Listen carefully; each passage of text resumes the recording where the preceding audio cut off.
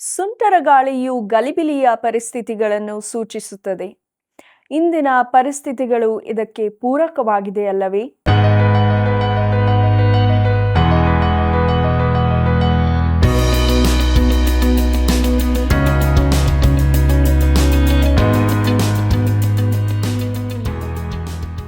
ಆತ್ಮೀಯ ಸಹೋದರ ಸಹೋದರಿಯರೇ, ದೈವಾನ್ವೇಷಣೆ ಸತ್ಯವೇದ ಅಧ್ಯಯನ ಕಾರ್ಯಕ್ರಮಕ್ಕೆ ತುಂಬು ಹೃದಯದ ಸ್ವಾಗತವನ್ನು ಬಯಸುತ್ತೇವೆ. ದಾನಿಯೇಲನ ಪ್ರವಾದನೆ ಗ್ರಂಥದ 7ನೇ ಅಧ್ಯಾಯದ ಧ್ಯಾನಕ್ಕೆ ನಾವು ಬಂದಿದ್ದೇವೆ. ದಾನಿಯೇಲನಿಗಾದ 4 ಮೃಗಗಳ ಕನಸು, ಚಿಕ್ಕ ಕೊಂಬು ಇವುಗಳ ಬಗ್ಗೆ ತಿಳಿಯಲು ಬಯಸುವಿರಾ? ಹಾಗಾದರೆ ಕಾರ್ಯಕ್ರಮವನ್ನು ವೀಕ್ಷಿಸಿರಿ, ಆತ್ಮೀಕವಾಗಿ ಬಲ ಹೊಂದಿರಿ. ಬನ್ನಿರಿ, ಪ್ರಾರ್ಥನಾ ಪೂರ್ವಕವಾಗಿ ನಮ್ಮ ಅಧ್ಯಯನವನ್ನು ಪ್ರಾರಂಭಿಸೋಣ. ಅವನು ನನಗೆ ಮೊರೆಯಿಡುವಾಗ ಸದುತ್ತರವನ್ನು ದಯಪಾಲಿಸುವೆನು. ಇಕ್ಕಟ್ಟಿನಲ್ಲಿ ಹತ್ತಿರವಿದ್ದು ಅವನನ್ನು ತಪ್ಪಿಸಿ ಘನಪಡಿಸುವೆನು. ಕೀರ್ತನೆಗಳು 91:15ನೇ ವಚನ. ಕರ್ತನಲ್ಲಿ ಪ್ರೀತಿಯುಳ್ಳ ಸಹೋದರ ಸಹೋದರಿಯರೇ, ನಮ್ಮ ರಕ್ಷಕನಾದ ಯೇಸು ಕ್ರಿಸ್ತನ ಅತೀ ಮಹಿಮೆಯ ನಾಮದಲ್ಲಿ ನಿಮ್ಮೆಲ್ಲರಿಗೂ ನನ್ನ ಹೃದಯಪೂರ್ವಕವಾದ ಪ್ರೀತಿಯ ವಂದನೆಗಳು. ಸತ್ಯವೇದ ಅಧ್ಯಯನದಲ್ಲಿ ನಾವೆಲ್ಲರೂ ಮುಂದೆ ಸಾಗುವಂತೆ ದೇವರು ಸಹಾಯ ಮಾಡಿದ್ದಾನೆ. ಅನೇಕ ಸತ್ಯಗಳು ನಮಗೆ ತಿಳಿಯಪಡಿಸಿದ್ದಾನೆ. ಅದಕ್ಕಾಗಿ ದೇವರಿಗೆ ಸ್ತೋತ್ರ ಸಲ್ಲಿಸುತ್ತಾ ನಮ್ಮ ಅಧ್ಯಯನದಲ್ಲಿ ಮುಂದೆ ಸಾಗುವಾಗ ದಾನಿಯೇಲನ ಪ್ರವಾದನೆ ಗ್ರಂಥದ 7ನೇ ಅಧ್ಯಾಯದ ಧ್ಯಾನವನ್ನು ಪ್ರಾರಂಭಿಸೋಣ. ಪ್ರಿಯರೇ, ಇದರ ಮುಖ್ಯ ಪ್ರಸ್ತಾಪ ದಾನಿಯೇಲನಿಗಾದ 4 ಮೃಗಗಳ ಕನಸು, ಮನುಷ್ಯಕುಮಾರನು ಪರಲೋಕದ ಮೇಘಗಳಲ್ಲಿ ಬರುವ ದರ್ಶನ, 4 ಮೃಗಗಳ ವಿವರಣೆ, 4ನೇ ಮೃಗದ ಕುರಿತ ವರ್ಣನೆ ಎಂಬುದಾಗಿದೆ. 7ನೇ ಅಧ್ಯಾಯವು ದಾನಿಯೇಲನ ಪುಸ್ತಕದ ಹೊಸ ವಿಭಾಗವನ್ನು ತೆರೆಯುತ್ತದೆ. ಮೊದಲಿನ 6 ಅಧ್ಯಾಯಗಳು ಚಾರಿತ್ರಿಕ ರಾತ್ರಿಯೊಂದಿಗೆ ಪ್ರವಾದನೆಯ ಬೆಳಕನ್ನು ಹೊಂದಿದವುಗಳಾಗಿದ್ದವು. ನಂತರದ 6 ಅಧ್ಯಾಯಗಳು ಚಾರಿತ್ರಿಕ ರಾತ್ರಿಯಲ್ಲಿ ಪ್ರವಾದನಾ ಬೆಳಕನ್ನು ಬೀರುವವುಗಳಾಗಿವೆ. ಈ ಪುಸ್ತಕದ ಮೊದಲ ಭಾಗದಲ್ಲಿ ಚಾರಿತ್ರಿಕ ಸಂಗತಿಗಳಿಗೆ ಮಹತ್ವ ಕೊಟ್ಟಿದ್ದರೆ, ಈಗ ಪ್ರವಾದನಾ ವಿಚಾರಗಳಿಗೆ ಚಾರಿತ್ರಿಕ ಹಿನ್ನೆಲೆಯೊಂದಿಗೆ ಮಹತ್ವ ಕೊಡಲಾಗಿದೆ. ಪ್ರೀತಿಯುಳ್ಳ ದೇವಜನರೇ, ದಾನಿಯೇಲನಿಗೆ ದೇವರು ಗಮನಾರ್ಹವಾದ 4 ಮೃಗಗಳ ಕುರಿತಾದ ಅನೇಕ ದರ್ಶನಗಳನ್ನು ಕೊಡುತ್ತಾನೆ. ಈ ದರ್ಶನಗಳು ದಾನಿಯೇಲನಿಗೆ ಬೇರೆ ಬೇರೆ ಸಮಯಗಳಲ್ಲಿ ಕೊಡಲ್ಪಟ್ಟವು. 7ನೇ ಅಧ್ಯಾಯದ ದರ್ಶನವು ಬೆಲ್ಶಚ್ಚರನ ಆಳ್ವಿಕೆಯ 1ನೇ ವರ್ಷದಲ್ಲಿ ಕೊಡಲ್ಪಟ್ಟಿತು. 8ನೇ ಅಧ್ಯಾಯದಲ್ಲಿ ದರ್ಶನವು ಬೆಲ್ಶಚ್ಚರನ ಆಳ್ವಿಕೆಯ 3ನೇ ವರ್ಷದಲ್ಲಿ ದೊರಕಿತು. 9ನೇ ಅಧ್ಯಾಯದಲ್ಲಿ ಅದು ದಾರ್ಯಾವೆಷನ ಆಳ್ವಿಕೆಯ 1ನೇ ವರ್ಷದಲ್ಲಿ, 10ನೇ ಅಧ್ಯಾಯದಲ್ಲಿ ಅದು ಕೋರೇಷನ ಆಳ್ವಿಕೆಯ 3ನೇ ವರ್ಷದಲ್ಲಿ, 11, 12ನೇ ಅಧ್ಯಾಯಗಳಲ್ಲಿ ದರ್ಶನವು ದಾರ್ಯಾವೆಷನ ಆಳ್ವಿಕೆಯ 1ನೇ ವರ್ಷದಲ್ಲಿ ಕೊಡಲ್ಪಟ್ಟಿತು. ಪ್ರಿಯರೇ, ದಾನಿಯೇಲನು ಈ ದರ್ಶನಗಳನ್ನು ಚಾರಿತ್ರಿಕ ಭಾಗದಲ್ಲಿ ಬರೆಯಲಿಲ್ಲ, ಆದರೆ ಈ ದರ್ಶನಗಳನ್ನು ತನ್ನ ಪುಸ್ತಕದ 2ನೇ ಭಾಗದಲ್ಲಿ ಸೇರಿಸಿ ಬರೆದಿದ್ದಾನೆ. ಪ್ರೀತಿಯುಳ್ಳ ಸಹೋದರ ಸಹೋದರಿಯರೇ, ಮುಂದಕ್ಕೆ ನಾವು ದಾನಿಯೇಲನಿಗಾದ 4 ಮೃಗಗಳ ಕನಸು ಎಂಬ ವಿಚಾರವನ್ನು ನೋಡೋಣ. ಬಾಬೇಲಿನ ನೆಬೂಕದ್ನೆಚ್ಚರನು ಬಹು ಬುದ್ಧಿವಂತನಾಗಿದ್ದು ಪಕ್ಕನೆ ಚಕ್ರಾಧಿಪತಿಯ ಸ್ಥಾನಕ್ಕೆ ಏರಿಸಲ್ಪಟ್ಟನು. ಅವನ ರಾಜ್ಯದ ಪ್ರದೇಶಗಳು 3 ಖಂಡಗಳಲ್ಲಿ ವಿಸ್ತರಿಸಿದ್ದವು. ಉತ್ತರ ಆಫ್ರಿಕಾದ, ಐಗುಪ್ತ ಹಾಗೂ ಯುರೋಪನ್ನು ಸ್ವಾಧೀನಪಡಿಸಿಕೊಂಡಿದ್ದನು.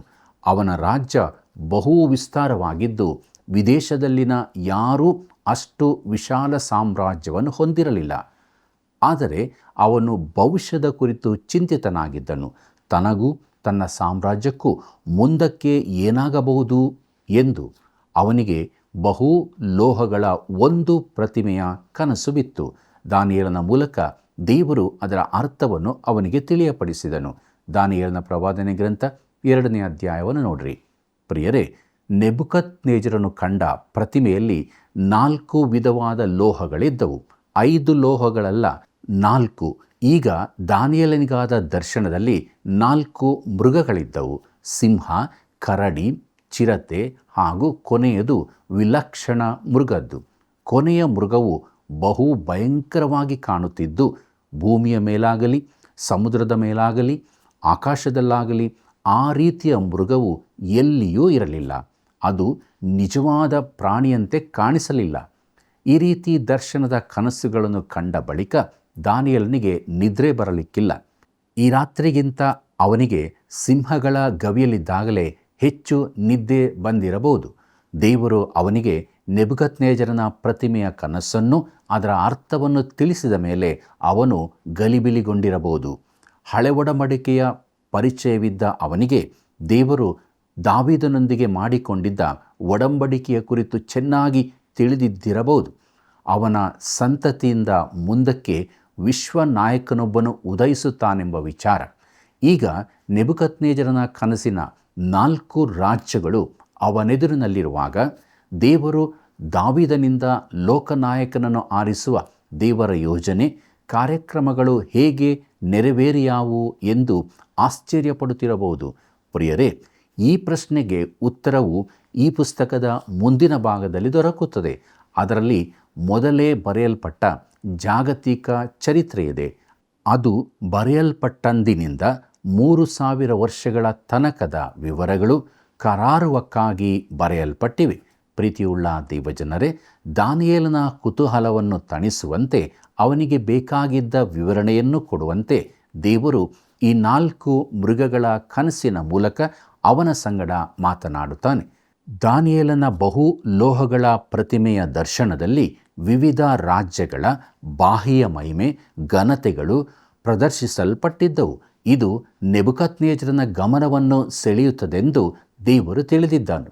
ಆದರೆ ದೇವರು ದಾನಿಯೇಲನಿಗೆ ತೋರಿಸಿದ ದರ್ಶನದಲ್ಲಿ ಈ ರಾಜ್ಯಗಳ ಆಂತರಿಕ ಗುಣಲಕ್ಷಣ, ಅವುಗಳ ನಿಜ ಸ್ಥಿತಿಗಳನ್ನು ತೋರಿಸ್ತಾನೆ. ಪ್ರಿಯರೇ, ಈ ರಾಜ್ಯಗಳು ಏನಾಗಿವೆ? ಅವು ಕಾಡು ಮೃಗಗಳಂತಿದ್ದು ಮಾಂಸಾಹಾರಿಗಳಾಗಿದ್ದು ಪ್ರತಿಯೊಂದು ಕೂಡ ನಾಶನ ಮಾಡಿ ಕೊಲ್ಲುವವುಗಳಾಗಿವೆ. ದಾನಿಯೇಲನ ದರ್ಶನದ 4 ಮೃಗಗಳು ನೆಬೂಕದ್ನೆಚ್ಚರನ ಕನಸಿನ ಪ್ರತಿಮೆಯಲ್ಲಿನ 4 ಲೋಹಗಳಿಗೆ ಸಮಾನವಾಗಿರುತ್ತವೆ. ರೋಮ್ ಸಾಮ್ರಾಜ್ಯದ ಅವನತಿ ಹಾಗೂ ಪತನ ಎಂಬ ಪುಸ್ತಕದಲ್ಲಿ ಎಡ್ವರ್ಡ್ ಗಿಬ್ಬನ್ ಎಂಬ ಚರಿತ್ರಕಾರನು, ಇವನು ಕ್ರೈಸ್ತನಾಗಿರಲಿಲ್ಲ, ಈ ರೀತಿ ಹೇಳಿದ್ದಾನೆ. ಏನೆಂದರೆ, 4 ರಾಜ್ಯಗಳನ್ನು ಸ್ಪಷ್ಟವಾಗಿ ವಿಂಗಡಿಸಿ ಹೇಳಿಯದೆ ಮತ್ತು ರೋಮಾಯ ಸೈನ್ಯದ ಅಭೇದ್ಯತೆಯನ್ನು ಜಸ್ಟಿನ್ ಡಿಯೋಡೋರಸನ ಚರಿತ್ರೆಯಲ್ಲಿ ತಿಳಿಸಿದಂತೆಯೇ ದಾವೀದನ ಪ್ರವಾದನೆಗಳಲ್ಲಿ ತಿಳಿಸಲ್ಪಟ್ಟಿವೆ. ಈ ಕೆಳಗಿನ ಬರಹವು ಆ 2 ದರ್ಶನ ಹಾಗೂ ಅವು ಸೂಚಿಸುವ 4 ರಾಜ್ಯಗಳ ನಡುವಣ ಸಂಬಂಧವನ್ನು ತಿಳಿಸುತ್ತದೆ. ಕರ್ತನಲ್ಲಿ ಪ್ರಿಯರೇ, ಮುಂದಕ್ಕೆ ನಾವು ಬಹು ಲೋಹಗಳ ಪ್ರತಿಮೆ 4 ಮೃಗಗಳು ಅಧ್ಯಾಯ 2. ರಾಜ್ಯಗಳು ವಿವರಿಸಲ್ಪಟ್ಟದ್ದು ಬಂಗಾರದ ತಲೆ ಸಿಂಹ ಬಾಬೇಲ್ ಅಧ್ಯಾಯ 7. ಬೆಳ್ಳಿಯ ಭುಜಗಳು ಕರಡಿ ಮೇದ್ಯ ಪಾರಸಿಯ, ತಾಮ್ರದ ಹೊಟ್ಟೆ ಸೊಂಟಗಳು ಚಿರತೆ ಗ್ರೀಕ್ ಮಕೆದೋನ್ಯ, ಕಬ್ಬಿಣದ ಕಾಲುಗಳು ಕಬ್ಬಿಣ ಮಣ್ಣಿನ ಮಿಶ್ರಣದ ಪಾದಗಳು, ವಿಲಕ್ಷಣ ಮೃಗ ರೋಮ್. ಪ್ರಿಯರೇ, ಮುಂದಕ್ಕೆ ನಾವು ದಾನಿಯೇಲನ ಪ್ರವಾದನೆ ಗ್ರಂಥ 7ನೇ ಅಧ್ಯಾಯ 1ನೇ ವಚನವನ್ನು ನೋಡೋಣ. ಬಾಬೇಲಿನ ಅರಸನಾದ ಬೆಲ್ಶಚ್ಚರನ ಆಳಿಕೆಯ ಮೊದಲನೆಯ ವರ್ಷದಲ್ಲಿ ದಾನಿಯೇಲನಿಗೆ ಹಾಸಿಗೆಯ ಮೇಲೆ ಸ್ವಪ್ನವಾಯಿತು. ಅವನ ಮನಸ್ಸಿನಲ್ಲಿ ಕನಸು ಬಿತ್ತು. ಕೂಡಲೇ ಅವನು ಆ ಕನಸನ್ನು ಅದರ ಮುಖ್ಯಾಂಶಗಳನ್ನು ಬರೆದನು ಎಂಬುದಾಗಿ. ಈ ಸ್ವಪ್ನದ ಸಮಯದ ಕುರಿತಾಗಿ ಚಾರಿತ್ರಿಕವಾಗಿ ನಿಖರವಾಗಿ ತಿಳಿಸಲ್ಪಟ್ಟಿದೆ. ಬೆಲ್ಶಚ್ಚರನ ಆಳಿಕೆಯ ಮೊದಲನೆಯ ವರ್ಷದಲ್ಲಿ, ಅಂದರೆ ಬಂಗಾರದ ತಲೆ ಅಥವಾ ಬಾಬೇಲು ಲೋಕವನ್ನಾಳುವ ಕಾಲದ ಕೊನೆಯ ಸಮಯವಾಗಿತ್ತು. ಗೊಬ್ರಿಯಾಸನು ಕಾಲುವೆ ನಗರಕ್ಕೆ ಹರಿಯುತ್ತಿದ್ದ ಜಾಗದಲ್ಲಿ ತನ್ನ ಸೈನ್ಯವನ್ನು ನಗರಕ್ಕೆ ನಡೆಸಿಕೊಂಡು ಬರುತ್ತಿದ್ದ ಆ ರಾತ್ರಿಯಲ್ಲಿ ಬೆಲ್ಶಚ್ಚರನು ಬಾಬೇಲಿನಲ್ಲಿ ಆಳುತ್ತಿದ್ದನು. ಪ್ರಿಯರೇ, ಮೊದಲ 3 ಮೃಗಗಳು ಮೊದಲನೆಯ ದರ್ಶನದಲ್ಲಿ, 2ನೇ ದರ್ಶನವು 4ನೇ ಘಟಕಕ್ಕೆ ಮಾತ್ರ ಸೀಮಿತವಾಗಿತ್ತು. 3ನೇ ದರ್ಶನವು ಪರಲೋಕದ ದೃಶ್ಯವಾಗಿತ್ತು. ಆದ್ದರಿಂದ ಇಲ್ಲಿ 3 ದರ್ಶನಗಳನ್ನು ಮಾತ್ರ ಬರೆಯಲಾಗಿದೆ. ಕರ್ತನಲ್ಲಿ ಪ್ರಿಯರೇ, ಆ ಕನಸನ್ನು ಬರೆದನು ಎಂಬುದಾಗಿ ನೋಡುವಾಗ ಈ ಸಮಯದಲ್ಲಿ ದಾನಿಯೇಲನು ಬಾಬೇಲಿನಲ್ಲಿ ಅಷ್ಟೊಂದು ಪ್ರಸಿದ್ಧಿ ಇಲ್ಲದವನಾಗಿದ್ದನು. ಆದ್ದರಿಂದ ದೇವರ ವಾಕ್ಯಕ್ಕೂ ಬರವಣಿಗೆಗೂ ಅವನು ಹೆಚ್ಚಿನ ಸಮಯ ಕೊಡಬಹುದಾಗಿತ್ತು. ಬಹುಶಃ ಈ ಅವಧಿಯಲ್ಲಿಯೇ ಅವನು ದಾನಿಯೇಲನ ಪುಸ್ತಕದ ಪ್ರಥಮ ಭಾಗವನ್ನು ಬರೆದಿರಬಹುದು. ಮುಂದಕ್ಕೆ ನೋಡಿರಿ, ದಾನಿಯೇಲನ ಪ್ರವಾದನೆ ಗ್ರಂಥ 7ನೇ ಅಧ್ಯಾಯ 2ನೇ ವಚನವನ್ನು. ದಾನಿಯೇಲನು ಆ ಪ್ರಸ್ತಾಪವನ್ನೆತ್ತಿ ಇಂತೆಂದನು, ನಾನು ರಾತ್ರಿ ಕಂಡ ಕನಸಿನಲ್ಲಿ ಆಹಾ, ಚತುರ್ದಿಕ್ಕಿನ ಗಾಳಿಗಳು ಮಹಾಸಾಗರದ ಮೇಲೆ ರಭಸವಾಗಿ ಬೀಸಿ ಬಡಿಯುತ್ತಿದ್ದವು ಎಂಬುದಾಗಿ. ಪ್ರೀತಿಯುಳ್ಳ ದೇವಜನರೇ, 4 ದಿಕ್ಕಿನ ಗಾಳಿಗಳು ಬಲವಾಗಿ ಮಹಾಸಾಗರದ ಮೇಲೆ, ಅಂದರೆ ಮೆಡಿಟರೇನಿಯನ್ ಸಾಗರದ ಮೇಲೆ ಬೀಸುತ್ತಿದ್ದವು. ಗಾಳಿಗಳು ಉದ್ವೇಗ, ಪ್ರಚಾರ, ಸಾಮಾಜಿಕ ಅಭಿಪ್ರಾಯ ಹಾಗೂ ಅಡ್ಡಿಗಳಿಗೆ ಸೂಚನೆಯಾಗಿವೆ. ಸಮುದ್ರವು ಜನಸಮೂಹ, ಗುಂಪು, ಅನ್ಯಜನಗಳು ಇವುಗಳನ್ನು ಸೂಚಿಸುತ್ತವೆ. ಮತ್ತಾಯನ ಬರೆದ ಸುವಾರ್ತೆ 13ನೇ ಅಧ್ಯಾಯ 47ನೇ ವಚನ, ಪ್ರಕಟಣೆ 13ನೇ ಅಧ್ಯಾಯ 1ನೇ ವಚನ, ಯೆಶಾಯನ ಪ್ರವಾದನೆ ಗ್ರಂಥ 57ನೇ ಅಧ್ಯಾಯ 20ನೇ ವಚನವನ್ನು ನೋಡಿರಿ. ಪ್ರಿಯರೇ, ಪ್ರಕಟಣೆಯಲ್ಲಿ ನಾವು ನೋಡುತ್ತೇವೆ ಏನೆಂದರೆ, 7 ಪಾತ್ರೆಗಳನ್ನು ಹಿಡಿದಿದ್ದ 7 ಮಂದಿ ದೂತರಲ್ಲಿ ಒಬ್ಬನು ಬಂದು ನನ್ನ ಸಂಗಡ ಮಾತಾಡಿ, ಬಾ, ಬಹಳ ನೀರುಗಳ ಮೇಲೆ ವಾಸಿಸಿರುವ ಮಹಾ ಜಾರ ಸ್ತ್ರೀಗೆ ಬರುವ ದಂಡನೆಯನ್ನು ನಿನಗೆ ತೋರಿಸ್ತೇನೆ. ಇನ್ನು ಆ ದೇವದೂತನು ನನಗೆ ಹೇಳಿದ್ದು, ಆ ಜಾರ ಸ್ತ್ರೀಯು ವಾಸಿಸಿರುವ ನೀರುಗಳನ್ನು ಕಂಡಿಯಲ್ಲ, ಅವು ಪ್ರಜೆ, ಸಮೂಹ, ಜನ, ಭಾಷೆಗಳನ್ನು ಸೂಚಿಸುತ್ತವೆ ಎಂಬುದಾಗಿ. ಇದನ್ನು ನಾವು ಪ್ರಕಟಣೆ ಪುಸ್ತಕ 17ನೇ ಅಧ್ಯಾಯ 1 ಮತ್ತು 15ನೇ ವಚನದಲ್ಲಿ ನೋಡುತ್ತೇವೆ. ಆದ್ದರಿಂದ ಸಮುದ್ರವೆಂದರೆ ಸಮೂಹವು ಲೋಕದಲ್ಲೆಲ್ಲ ಕಡೆಯಿಂದ ಒಟ್ಟಾಗಿ ಬಂದು ಸೇರಿದ್ದು. ಪ್ರಿಯರೇ, ಸಾಮಾನ್ಯವಾಗಿ ಗಾಳಿಯು ಒಂದು ಸಲಕ್ಕೆ ಒಂದೇ ದಿಕ್ಕಿನಿಂದ ಬೀಸುತ್ತದೆ. ಆದರೆ ಇಲ್ಲಿ ಗಾಳಿ ಎಲ್ಲ ದಿಕ್ಕುಗಳಿಂದ ಬೀಸುತ್ತಾ ಒಂದು ಸುಂಟರ ಗಾಳಿಯಂತಿದೆ. ಅದು ಈ 4 ರಾಜ್ಯಗಳು ಉದಯವಾಗಿ ಬಂದ ಗಲಿಬಿಲಿಯ ಪರಿಸ್ಥಿತಿಗಳನ್ನು ಸೂಚಿಸುತ್ತದೆ. ಅದರಲ್ಲೂ ಪ್ರತ್ಯೇಕವಾಗಿ ಕೊನೆಯ ರಾಜ್ಯದ ಕೊನೆಯ ಸ್ಥಿತಿಯನ್ನು ಸೂಚಿಸುತ್ತದೆ. ವಚನ 11, 12, 17 ನೋಡ್ರಿ. ಈ ರೀತಿ ಗೊಂದಲಕ್ಕೆ ಒಳಗಾದ ಈ ಜನಸಮೂಹದ ಮನಸ್ಸುಗಳನ್ನು ಸೆರೆ ಹಿಡಿಯಲು ಯತ್ನಿಸುವ ಕೆಲವು ತತ್ವಗಳನ್ನು ನೋಡುತ್ತೇವೆ. ಈಗ ನಾವು ಆ 4ನೇ ರಾಜ್ಯದ ಕೊನೆ ಅವಧಿಯಲ್ಲಿದ್ದೇವೆ. ರೋಮ್ ಸಾಮ್ರಾಜ್ಯವು ತಿರುಗಿ ಒಟ್ಟಾಗಿ ಸೇರಿ ಬರುವ ಕಾಲಕ್ಕೆ ಬಹಳ ಸಮೀಪದಲ್ಲಿದ್ದೇವೆ. ಅದು ಈಗಲೂ ಜೀವಂತವಾಗಿದೆ. ಇಟಲಿ, ಫ್ರಾನ್ಸ್, ಜರ್ಮನಿ, ಸ್ಪೇನ್ ದೇಶಗಳಲ್ಲಿ ಹಾಗೂ ಮೊದಲಿನ ರೋಮ್ ಸಾಮ್ರಾಜ್ಯದಲ್ಲಿದ್ದ ಯುರೋಪ್ ರಾಷ್ಟ್ರಗಳಲ್ಲಿ ಸೇರಿಕೊಂಡಿವೆ. ಯಾರಾದರೊಬ್ಬನು ಬಂದು ಅವುಗಳನ್ನೆಲ್ಲ ಒಟ್ಟುಗೂಡಿಸುವುದಕ್ಕೆ ಕಾಯುತ್ತಿವೆ. ಆ ಸಮಯಕ್ಕೆ ನಾವು ಬಹಳ ಹತ್ತಿರದಲ್ಲಿದ್ದೇವೆ. ಪ್ರಿಯರೇ, ಆದರೆ ಎಷ್ಟು ಸಮೀಪವೆಂದು ನಾವು ಊಹಿಸಲಾರೆವು. ಈ ಎಲ್ಲ ದೇಶಗಳನ್ನು ಅವುಗಳ ವಿವಿಧ ಧ್ಯೇಯೋದ್ದೇಶಗಳ ಸಹಿತ, ವಿವಿಧ ಆಡಳಿತ ಕ್ರಮಗಳ ಸಹಿತ, ದೃಷ್ಟಿಕೋನಗಳ ಸಹಿತ ಒಟ್ಟಾಗಿ ಸೇರಿಸಬೇಕಾಗಿದೆ. ಈ ಸಮಯದಲ್ಲಿ ಇಲ್ಲಿ ತಿಳಿಸಿರುವ ಪರಿಸ್ಥಿತಿಗೂ ನಮ್ಮ ಲೋಕದ ಈಗಿನ ಪರಿಸ್ಥಿತಿಗಳಿಗೂ ಗಮನ ನೀಡುವುದು ಒಳ್ಳೆಯದು. ಆದ್ದರಿಂದಲೇ ನಾವು ಯುಗದ ಸಮಾಪ್ತಿಯಲ್ಲಿದ್ದೇವೆಂದು ನಾನು ಹೇಳುವುದು. ಇಡೀ ಭೂಮಂಡಲಗಳೇ ಎಚ್ಚರಗೊಳ್ಳುತ್ತಿವೆ ಮತ್ತು ಎಲ್ಲರೂ ಸೂರ್ಯನಲ್ಲಿ ಒಂದು ಜಾಗ ಬೇಕೆಂದು ಕೇಳುತ್ತಾರೆ. ಪ್ರಾಚೀನ ನಾಗರಿಕತೆಯಿದ್ದ ಜನರು ಕೂಡ ಶತಮಾನಗಳ ಬಳಿಕ ಪಕ್ಕನೆ ಜೆಟ್ ಯುಗಕ್ಕೆ ಮೇಲಕ್ಕೆತ್ತಲ್ಪಟ್ಟಿದ್ದಾರೆ. ರೇಡಿಯೋ ಹಾಗೂ ಕ್ಷಿಪಣಿಗಳು ಜನರ ಯೋಚನಾ ಸರಣಿಯನ್ನೇ ಬದಲಾಯಿಸಿವೆ. ಹೊಸ ಧ್ಯೇಯೋದ್ದೇಶಗಳು ಅವರ ಮನಸ್ಸನ್ನು ಆಕ್ರಮಿಸಿವೆ ಮತ್ತು ಗೊಂದಲಕ್ಕೆ ಒಳಗಾದ ನಮ್ಮ ಭೂಲೋಕವು 3ನೇ ಮಹಾಯುದ್ಧವನ್ನು ತಪ್ಪಿಸಲು ಹೆಣಗಾಡುತ್ತಿದೆ. ಪ್ರೀತಿಯುಳ್ಳ ಸಹೋದರ ಸಹೋದರಿಯರೇ, ನಾವು ಈ ದಿನಗಳಲ್ಲಿ ರೇಡಿಯೋ ಕೇಳುವಾಗ, ದೂರದರ್ಶನ ನೋಡುವಾಗ ನಮ್ಮನ್ನು ಹಿಡಿದಿಡಲ್ಪಡುತ್ತಾರೆಂದು ಅನಿಸುವುದಿಲ್ಲವೋ? ಎಲ್ಲ ರೀತಿಯ ಪ್ರಚಾರಗಳನ್ನು ನಮ್ಮೆದುರಿಗೆ ತರುತ್ತಾರೆ.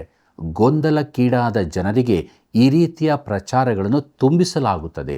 ನಾನು ಕೂಡ ಪ್ರಚಾರ ಮಾಡುವುದನ್ನು ಇಷ್ಟಪಡುತ್ತೇನೆ, ಆದರೆ ಅದು ದೇವರ ವಾಕ್ಯದ ಪ್ರಚಾರವಾಗಿದೆ. ಈ ಪುಸ್ತಕವನ್ನು ಓದಿದ ಪ್ರತಿಯೊಬ್ಬನೂ ಅದರಿಂದ ಪ್ರಭಾವಿತನಾಗಿ ಕರ್ತನಾದ ಯೇಸು ಕ್ರಿಸ್ತನ ವಿಶ್ವಾಸಿಯಾದರೆ ಒಳ್ಳೆಯದು. ಪ್ರಿಯರೇ, ಈ ಅಧ್ಯಾಯದಲ್ಲಿನ ಚಿಕ್ಕ ಕೊಂಬು ಜನರ ಮನಸ್ಸುಗಳನ್ನು ಹಿಡಿದಿರುವುದರಲ್ಲಿ ಯಶಸ್ವಿಯಾಗುತ್ತದೆ. ಅದು ಬಹಳ ಬಡಾಯಿ ಕೊಚ್ಚಿಕೊಳ್ಳುತ್ತಿತ್ತು. ವಚನ 8, ಅವನು ಪ್ರತ್ಯಕ್ಷನಾದಾಗ ಜಗತ್ತಿಗೆ ತನ್ನನ್ನು ಮಾರಿಕೊಳ್ಳುತ್ತಾನೆ. ಅವನು ಸೈತಾನನ ಮನುಷ್ಯನಾಗಿದ್ದಾನೆ. ಕರ್ತನಾದ ಯೇಸು ಹೇಳಿದ್ದಾನೆ, ನಾನು ನನ್ನ ತಂದೆಯ ಹೆಸರಿನ ಮೇಲೆ ಬಂದಿದ್ದೇನೆ, ನನ್ನನ್ನು ನೀವು ಒಪ್ಪಿಕೊಳ್ಳುವುದಿಲ್ಲ. ಮತ್ತೊಬ್ಬನು ಸ್ವಂತ ಹೆಸರಿನ ಮೇಲೆ ಬಂದರೆ ಅವನನ್ನು ಒಪ್ಪಿಕೊಳ್ಳುವಿರಿ ಎಂಬುದಾಗಿ. ಇದನ್ನು ನಾವು ಯೋಹಾನ ಬರೆದ ಸುವಾರ್ತೆ 5ನೇ ಅಧ್ಯಾಯ 43ನೇ ವಚನದಲ್ಲಿ ನೋಡುತ್ತೇವೆ. ಪ್ರಿಯರೇ, ಮಾನವತ್ವವು ಈ ದಿನಗಳಲ್ಲಿ ಮನುಷ್ಯನನ್ನು ಮೇಲಕ್ಕೆತ್ತಿ ಹಿಡಿಯುತ್ತದೆ. ಅವರು ಸಾರ್ವಜನಿಕ ಅಧಿಕಾರಿಗಳನ್ನು ಮೇಲೆ ಮಾಡುತ್ತಾರೆ, ನಟರನ್ನು ಮೇಲಕ್ಕೆತ್ತುತ್ತಾರೆ, ಅವರು ಪರಸ್ಪರ ಹೊಗಳಿಕೊಳ್ಳುತ್ತಾರೆ. ಈ ಜನರು ಈ ದಿನಗಳಲ್ಲಿ ವಿವಿಧ ಮಾಧ್ಯಮಗಳನ್ನು ನಿಯಂತ್ರಣದಲ್ಲಿಟ್ಟುಕೊಂಡಿದ್ದಾರೆ. ಅವರು ದೃಶ್ಯ ಮಾಧ್ಯಮವನ್ನು ಗೌರವಯುತವನ್ನಾಗಿ ಮಾಡಿದ್ದಾರೆ. ಆದರೆ ಗ್ರೀಕರ ನೈತಿಕತೆಯನ್ನು ಕೆಡಿಸಿದ್ದು, ಈಗಿನ ನಮ್ಮ ನೈತಿಕತೆಯನ್ನು ಕೆಡಿಸುವುದು ಇದೇ ದೃಶ್ಯ ಮಾಧ್ಯಮಗಳು. ಯುವಕರು ಸ್ವಾತಂತ್ರ್ಯದ ಕುರಿತು ಮಾತನಾಡುತ್ತಾರೆ, ಆದರೆ ಗುಂಪಿನಲ್ಲಿ ಅವರೆಲ್ಲರೂ ಒಂದೇ ರೀತಿಯ ಬಟ್ಟೆ ಧರಿಸುತ್ತಾರೆ, ಒಂದೇ ಭಾಷೆ ಮಾತನಾಡುತ್ತಾರೆ. ಇಂಥವರನ್ನು ದೇಶಾದಾದ್ಯಂತ ಕಾಣಬಹುದು. ನಿಜವಾಗಿ ಅವರಿಗೆ ಯಾವ ಸ್ವಾತಂತ್ರ್ಯವೂ ಇರುವುದಿಲ್ಲ. ಜನರು ಬೋಧನೆಗೆ ಬಲಿ ಬೀಳುತ್ತಾರೆ. ಆದರೆ ನಾವು ದೇವರ ವಾಕ್ಯದ ಬೋಧನೆಗೆ ಬಲಿ ಬಿದ್ದರೆ ಒಳ್ಳೆಯದು. ಕರ್ತನಲ್ಲಿ ಪ್ರಿಯರೇ, ದಾನಿಯೇಲನು ನಮ್ಮೆದುರು ತರುವ ಈ ಚಿತ್ರಣವು ಭಯಾನಕವೂ ಗೊಂದಲಮಯವೂ ಆದದ್ದು. ನನ್ನನ್ನು ತಪ್ಪಾಗಿ ಭಾವಿಸಬೇಡಿರಿ. ನಾವು ಕಾಣುವ ಸಂಗತಿಗಳು ನೆರವೇರುವಿಕೆ ಎಂದು ನಾನು ಹೇಳುತ್ತಿಲ್ಲ. ಗಾಳಿ ಬೀಸಲು ಆರಂಭವಾಗಿದೆ ಎಂದಷ್ಟೇ ನಾನು ಹೇಳುತ್ತೇನೆ. ಅದು ದೊಡ್ಡ ಬಿರುಗಾಳಿಯಾಗಿರಬಹುದು. ಮುಂದಕ್ಕೆ ನೋಡೋಣ.